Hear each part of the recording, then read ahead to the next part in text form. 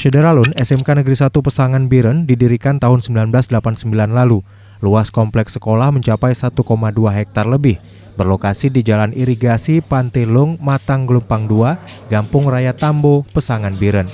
Sekolah yang dipimpin M. Yusuf ini sejak Senin 19 April selama Ramadan melaksanakan kegiatan yang diberi nama Dinul Islam sebagai pengganti proses belajar.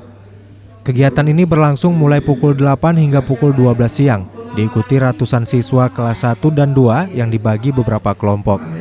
Pihak sekolah menghadirkan pemateri antara lain Rusdiman, Ustadz Abu Bakar, dengan materi seputar tauhid, akhlak, ibadah, dan muamalah.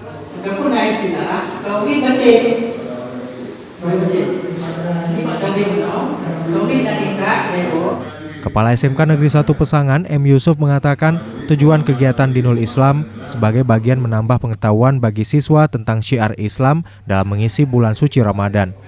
Saat ini SMK Negeri 1 Pesangan memiliki 827 siswa dan siap menerima siswa-siswi baru tahun ajaran 2021-2022 dengan menawarkan 5 jurusan yang dibutuhkan dunia kerja, yaitu multimedia, tata busana, akuntansi, keuangan lembaga, otomatisasi, dan tata kelola perkantoran, serta jurusan bisnis daring pemasaran.